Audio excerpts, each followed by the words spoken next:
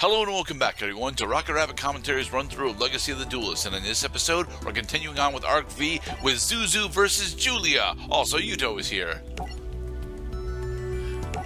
It's a real battle of the hairstyles. I mean, I actually really like Yugioh's hairstyle, despite the fact that it's stupidly dark and edgy. The dark blue on black really, is very intimidating. Hey, Shay.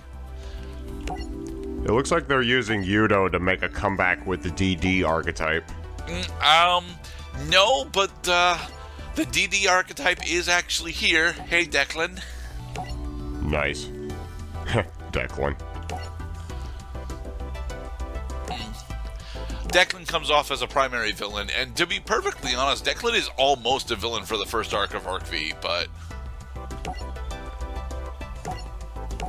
Well, the beautiful thing about the Yu-Gi-Oh! Anime series, including Arc-V as it were, any adversary to any of the characters that we've come to identify as main characters do come to be adversaries at some point. I mean, heck, even Joey was an adversary at one point because although it really depends on how you felt about both of the characters. Although, the kids might be rooting for one character or the other. Say, like, I want Joey to win. But meanwhile, Daddy's saying, yeah, but the guy who wrote this probably had Yugi win this fight. Yeah. Anyway, Zuzu is running Melodious, as we mentioned last time. And she's actually running a very powerful variant of Melodious. But the whole reason why it's difficult for me to pilot is because it's based on this particular fusion monster, Bloom Diva. I don't know how to use Bloom Diva at all, so I'm going to end up leaning over on her other fusion monster, Gerdat. Yeah. I had a strong feeling that Zuzu was going to be running some kind of like musical archetype. Thankfully, they had made another archetype other than the Jins, the Ixies Jins. That is. Alright, we want to set ourselves a Call of the Haunted, and maybe another Call of the Haunted. That way we can use our Nova Summoner a bunch of times.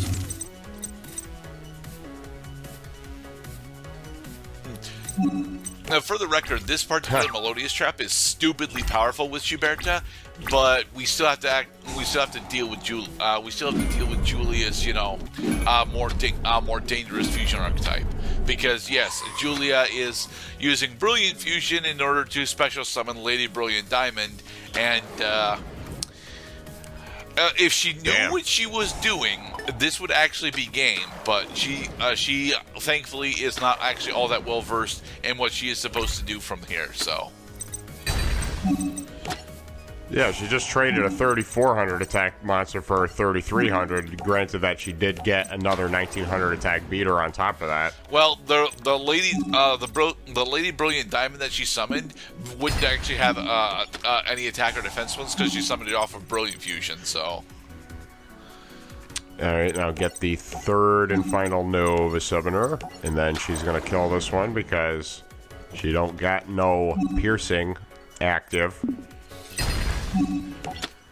And then we can use this a Nova Summoner in order to get which of the Melodious monsters do we want? Soprano. I think we actually want Serenade, right? Serenade. Serenata. I love the terms that they use for these card names. Canon, Pachelbel's Canon in D. Oh, are we just gonna go for Soprano? We can't go for Soprano because we don't have any other we don't have any other Melodious monsters in the graveyard. So it looks like we're gonna go for either Cannon or Serenade. But yeah, we're going. So for I Cannon. figure that the fusion in the extra deck depends on you having a couple of Melodious monsters. Yes, and that's one of the bigger issues that I actually have with the Melodious archetype in general. The Melodious monsters actually have three different tiers to them. We have the main deck monsters, which are either divas or which I believe are technically all divas, and then we have the extra deck monsters, which are Maestras, and then we have Bloom Diva, which requires specifically a Maestra and a Diva in order to bring out. Looks like you lucked out. Yeah, you drew into the fusion material. Yes, I did. Awesome. Okay, so now all we gotta do from here is use polymerization to push Soprano and Cannon into the graveyard. Then we can use our trap card in order to run over a majority of Julia's field, while also having a Schuberta that is effectively immune to destruction.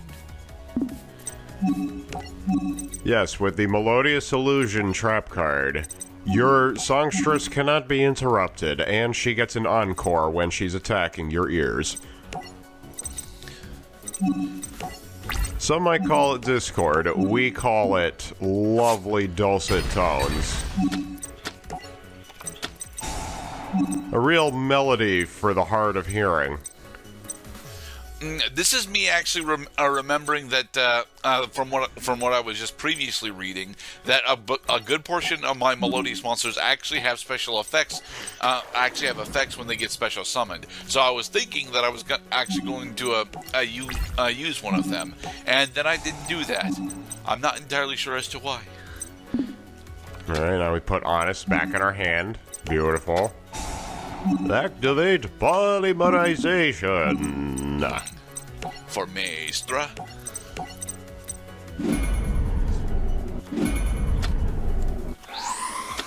And we create Schuberta. It's harmony in one voice. Okay, and then Schubert. I see. That's not a good composer to refer to. Schubert, I'm pretty sure, was the one who ended up dying of syphilis. Okay, so with that, we now have access to both Honest and our Melodious Illusion card. So we should be more or less okay from here. You would think so, but it looks like we have a gem fusion to resolve first. Yeah, it's gonna be Lady Brilliant Diamond again. See? Except this one will actually have stats. Shine bright like a diamond. Shine bright like a diamond. Nope, not yet. I mean, not. Now we can do it. Right, because Honest is a damage step, is a damage step card. So. Man, that would make me super nervous. Like, did I miss my chance? Did I wait for the wrong phase of the game? Okay, now we can use Melodious Illusion in order to just run over Julia. Yep. Encore. And a second attack. Mwaha. 2 face-down cards and nothing to stop our battles. It's the problem that Gem Knight always has. If Gem Knight if Gem Knight is forced to play a normal game of Yu-Gi-Oh, their support doesn't really allow them to do that. Talk about a Showtime shutdown. Also, Julia gives Zuzu the Crystal Rose, which becomes an interesting part of Zuzu's deck, except it doesn't really. It's still mostly a Gem Knight card. Anyway, now we move on to the rematch between Yuya and Silvio. You know, it's funny that this this Arc-V has already gotten us introduced to characters who, like, really lay on strong the suggestion. I like you. In fact, I more than like you. I want to marry you someday. The problem is we're talking about a 6-year-old girl who would probably give a Yu-Gi-Oh card as a way of, like, establishing an engagement. And here we have one of the most powerful pendulum field spells ever printed, Sky Iris. Also, you recall the joke that you made earlier about how R-type monsters 1, 2, 3, and 4, right?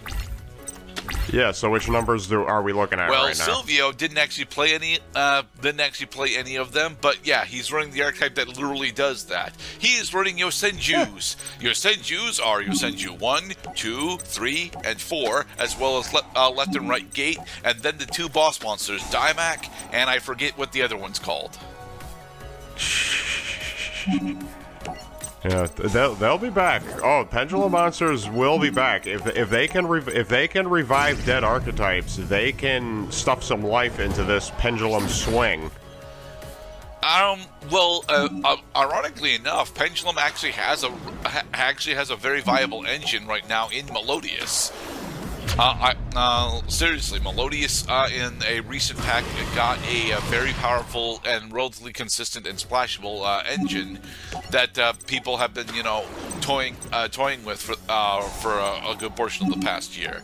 The big issue with it is that it's very specifically supposed to lock you into Melodious monsters, or either Melodious or Pendulum monsters, and it just doesn't do that. So it's actually relatively consistent as a steroid.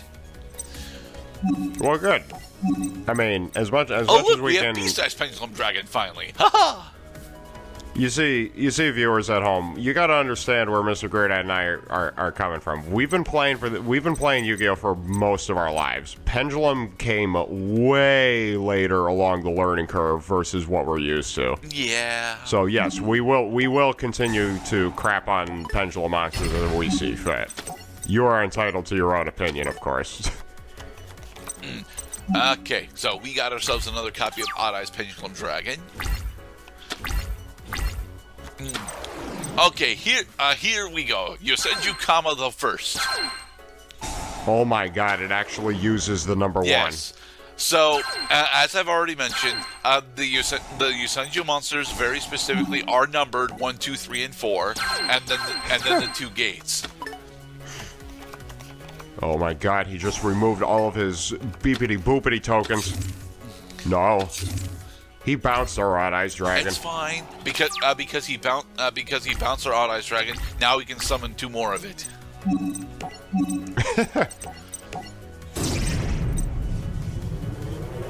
Yeah, baby. Do we got another entry animation? We get 2 more entry animations, Mr. Cloud. Oh, here's the first one. Roar!